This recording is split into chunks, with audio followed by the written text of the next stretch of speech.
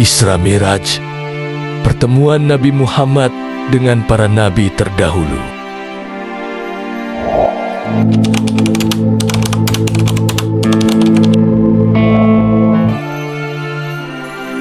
Bagian 1. Latar belakang sejarah. Pada tahun-tahun menjelang Isra Miraj, Rasulullah menghadapi masa-masa paling sulit dalam hidupnya. Tahun itu dikenal sebagai A'amul Huzn atau tahun kesedihan, karena dua orang yang paling beliau cintai, Abu Thalib dan Khadijah radhiyallahu anha, wafat dalam waktu yang berdekatan. Abu Thalib adalah paman sekaligus pelindung Rasulullah dari tekanan dan ancaman kaum Quraisy. Meskipun ia tidak masuk Islam, ia selalu membela keponakannya dari kezaliman. Setelah Abu Thalib wafat, kaum Quraisy semakin berani menindas Rasulullah dan para sahabatnya. Khadijah adalah istri yang paling dicintai Nabi. Dialah orang pertama yang beriman kepada risalah yang dibawa Rasulullah dan selalu mendukungnya dalam setiap perjuangan. Kehilangan Khadijah meninggalkan kesedihan mendalam dalam hati beliau. Dakwah ke Taif dan penghinaan yang menyakitkan. Setelah kehilangan Abu Thalib dan Khadijah, Rasulullah mencoba mencari perlindungan dan dukungan dari luar Makkah. Beliau pun melakukan perjalanan ke Taif, sebuah kota yang terletak sekitar 60 mil dari Makkah. Namun, alih-alih mendapat sambutan baik, Rasulullah justru diusir dan dihina oleh penduduk Taif. Para pemimpin Taif bahkan menyuruh anak-anak dan budak-budak mereka untuk melempari beliau dengan batu hingga tubuh beliau berdarah. Dalam kondisi terluka, beliau berlindung di kebun milik dua bersaudara, Utbah dan Syaibah bin Rabi'ah. Saat itu, Rasulullah berdoa dengan penuh kesedihan, "Ya Allah, kepadamu aku mengadukan kelemahan kekuatanku, sedikitnya daya upayaku, dan kehinaanku di hadapan manusia." Allah pun mengutus malaikat untuk menawarkan kepada Rasulullah agar kota Taif dihancurkan dengan gunung. Namun, dengan kelembutan hati yang luar biasa, Rasulullah menolak dan justru berdoa agar suatu hari nanti keturunan penduduk Taif akan menerima Islam. Bagian 2. Dimulainya perjalanan Isra. Di tengah kesedihan dan ujian yang berat, Allah memberi hadiah luar biasa kepada Nabi Muhammad. Perjalanan Isra dan Miraj. Suatu malam, Rasulullah sedang beristirahat di rumah Ummu Hani, saudari Sayyidina Ali radhiyallahu anhu. Di saat itu, datanglah malaikat Jibril beserta malaikat Mikail. Jibril membawa Rasulullah ke dekat Ka'bah, lalu membaringkan beliau dan membelah dadanya. Hati beliau dicuci dengan air Zam-Zam dan diisi dengan iman serta hikmah. Setelah itu, dibawakan buruk, seekor hewan putih yang lebih besar dari keledai, tetapi lebih kecil dari bagal. Buruk ini melangkah sejauh mata memandang dalam sekali lompatan, kata Jibril. Dengan kecepatan luar biasa, Rasulullah dibawa dari Masjidil Haram di Makkah ke Masjidil Aqsa di Palestina dalam waktu yang sangat singkat. Setibanya di Masjidil Aqsa, Rasulullah turun dari buruk dan mengikatnya di tempat yang biasa digunakan para nabi untuk mengikat hewan tunggangan mereka. Di dalam Masjidil Aqsa, Rasulullah mendapati Para nabi terdahulu sudah berkumpul. Mereka berdiri menunggu beliau untuk menjadi imam syalat. Rasulullah pun maju dan memimpin syalat berjamaah, diikuti oleh para nabi seperti Nabi Ibrahim, Nabi Musa, Nabi Isa, Nabi Nuh, Nabi Adam, dan lain-lain. Hadis dari Abu Hurairah radhiyallahu anhu meriwayatkan, "Aku melihat diriku berada di antara para nabi. Musa berdiri sambil syalat. Dia adalah seorang lelaki berambut keriting, seperti pria dari suku Syanwah. Isa bin Maryam berdiri sambil salat. Dia mirip dengan Urwah bin Mas'ud. Ibrahim juga berdiri sambil syalat. Dia adalah yang paling mirip denganku di antara mereka." Hadis riwayat Muslim.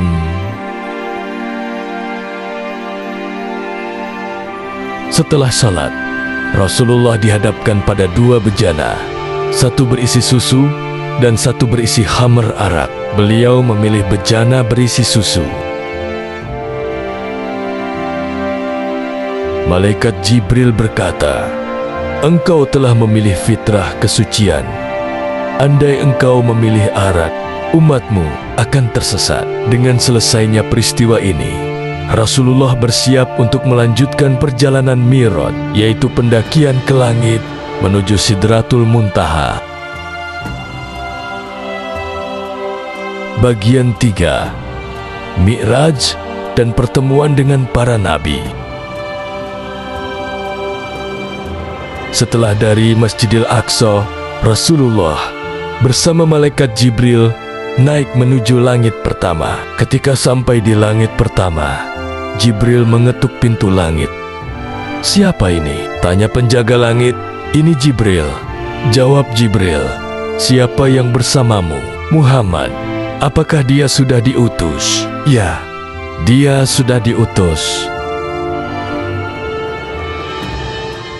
Pintu langit pertama pun dibuka, dan di sana Rasulullah bertemu dengan Nabi Adam alaihissalam, bapak seluruh umat manusia. Nabi Adam menyambut Rasulullah dan berkata, "Selamat datang, wahai anakku yang saleh dan Nabi yang saleh." Di sisi kanan dan kiri Nabi Adam, Rasulullah melihat dua kelompok manusia. Setiap kali Adam menoleh ke kanan, dia tersenyum, tetapi saat menoleh ke kiri, dia menangis. Jibril menjelaskan bahwa manusia di sisi kanan adalah keturunan Adam yang beriman, sementara di sisi kiri adalah mereka yang durhaka dan kafir. Setelah itu, Rasulullah melanjutkan perjalanan ke langit berikutnya. Bagian 4. Pertemuan dengan para nabi di langit-langit selanjutnya. Di langit kedua, beliau bertemu dengan Nabi Isa dan Nabi Yahya yang merupakan sepupu. Mereka menyambut beliau dengan hormat. Di langit ketiga, Rasulullah bertemu dengan Nabi Yusuf yang diberikan setengah ketampanan seluruh manusia. Di langit keempat, beliau bertemu dengan Nabi Idris, seorang nabi yang diangkat ke tempat yang tinggi. Di langit kelima, Rasulullah bertemu dengan Nabi Harun, saudara Nabi Musa yang dikenal dengan sifatnya yang lembut. Di langit keenam, Rasulullah bertemu dengan Nabi Musa. Saat Rasulullah hendak pergi, Nabi Musa menangis. "Aku menangis karena ada seorang nabi yang diutus setelahku, tetapi umatnya lebih banyak dari umatku." Di langit ketujuh, Rasulullah bertemu dengan Nabi Ibrahim yang duduk di Baitul Ma'mur, tempat ibadah para malaikat. Nabi Ibrahim memberi pesan, "Sampaikan kepada umatmu bahwa surga itu tanahnya subur, airnya segar, dan tanamannya adalah dizikir. Subhanallah, alhamdulillah, la ilaha illallah, Allahu Akbar." Bagian 5, Sidratul Muntaha dan perintah salat. Setelah melewati langit ketujuh dan bertemu dengan Nabi Ibrahim alaihissalam, Rasulullah bersama malaikat Jibril melanjutkan perjalanan menuju tempat yang lebih tinggi, yaitu Sidratul Muntaha. Sidratul Muntaha adalah sebuah pohon besar yang keindahannya tak dapat digambarkan oleh kata-kata. Dari sanalah sumber segala keputusan Allah untuk alam semesta. Dan di tempat ini Rasulullah menyaksikan keagungan ilahi yang luar biasa. Allah berfirman, "Dan sesungguhnya Muhammad telah melihat Jibril pada waktu yang lain, yaitu di Sidratul Muntaha. Di dekatnya ada surga tempat tinggal, Jannah Al-Mawa." Ketika Sidratul Muntaha diliputi oleh sesuatu yang meliputinya, penglihatannya Muhammad tidak berpaling dan tidak pula melampaui batas. Sungguh, dia telah melihat sebagian tanda-tanda kebesaran Tuhannya yang paling besar. Quran Surat An-Najm 13-18. Di Sidratul Muntaha, Rasulullah diberi wahyu paling agung dalam peristiwa Isra Miraj, yaitu perintah salat. Perintah salat 50 waktu. Pada awalnya, Allah menetapkan 50 waktu salat sehari semalam.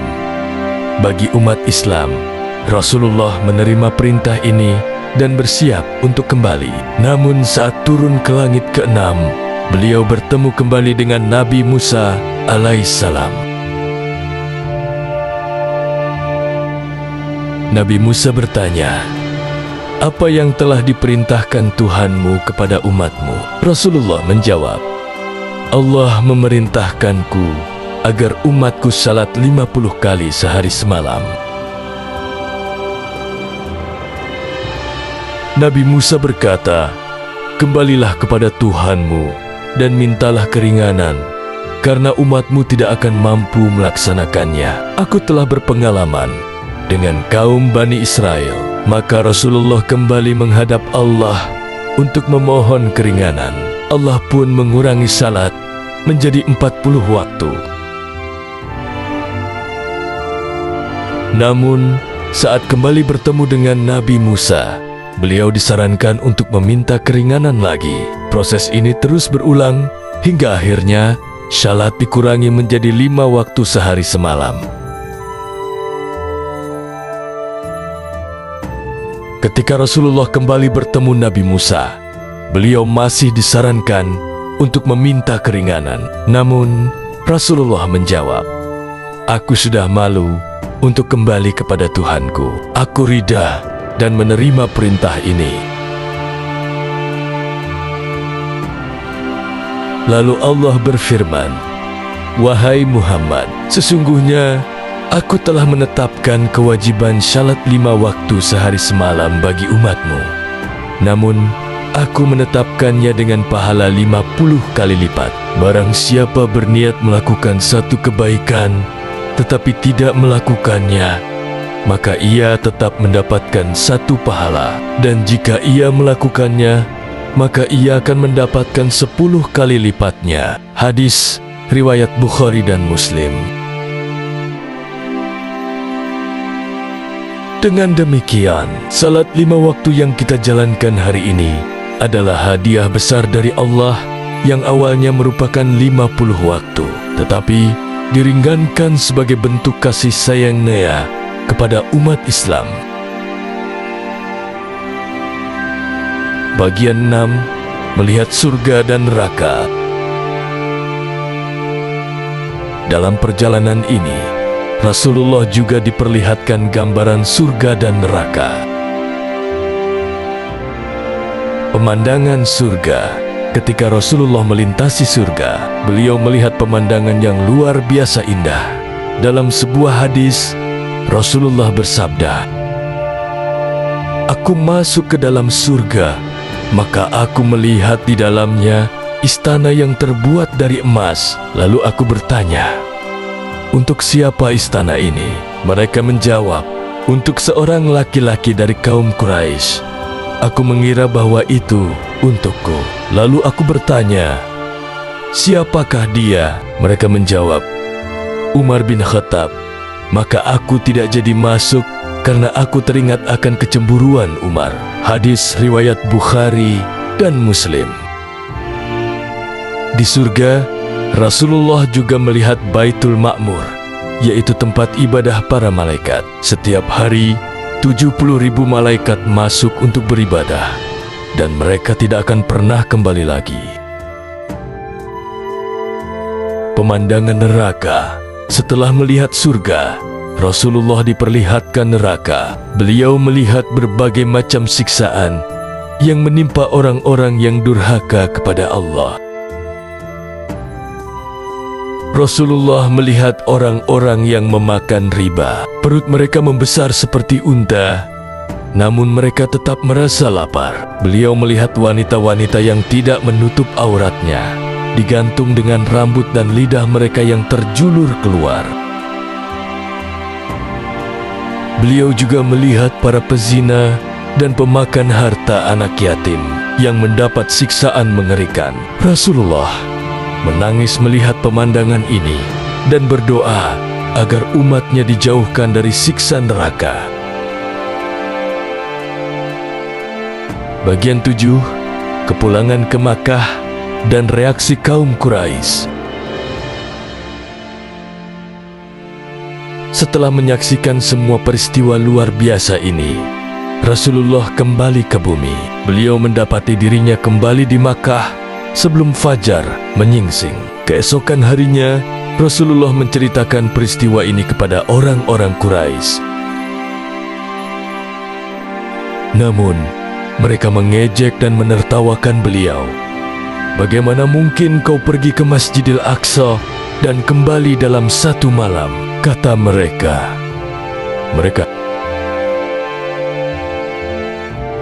Sebagian orang yang sebelumnya beriman pun mulai ragu.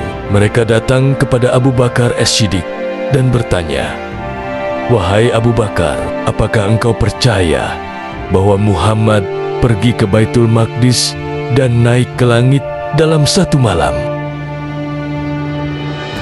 Abu Bakar menjawab, "Jika Muhammad yang mengatakannya, maka aku mempercayainya. Bahkan aku mempercayai sesuatu yang lebih menakjubkan dari itu, yaitu bahwa ia menerima wahyu dari langit." Sejak saat itu, Abu Bakar diberi gelar As-Siddiq, orang yang sangat membenarkan Rasulullah. Ketika kaum Quraisy meminta bukti, Rasulullah menggambarkan Masjidil Aqsa secara detail, meskipun sebelumnya beliau tidak pernah ke sana. Bahkan, dalam riwayat lain, Allah memperlihatkan Baitul Maqdis kepada Rasulullah, sehingga beliau bisa mendeskripsikannya dengan akurat. Bagian 8. Hikmah dan pelajaran dari Isra Mi'raj. Isra Mi'raj bukan sekadar perjalanan fisik, tetapi merupakan perjalanan spiritual yang penuh makna. Pertama, keimanan kepada hal-hal gaib. Perjalanan ini menegaskan bahwa kekuasaan Allah melampaui logika manusia. Kedua, salat sebagai hadiah terbesar. Salat adalah penghubung langsung antara manusia dan Allah. Ketiga, kesabaran dalam menghadapi ujian. Rasulullah mendapat penguatan dari peristiwa ini untuk menghadapi tantangan dakwah. Keempat, kabar gembira tentang surga dan peringatan tentang neraka. Ini menjadi motivasi bagi umat Islam untuk tetap berada di jalan yang benar. Demikianlah kisah lengkap perjalanan Isra Mi'raj yang luar biasa. Semoga kisah ini semakin menguatkan iman kita dan mengingatkan kita untuk selalu menjaga salat sebagai amalan utama dalam hidup.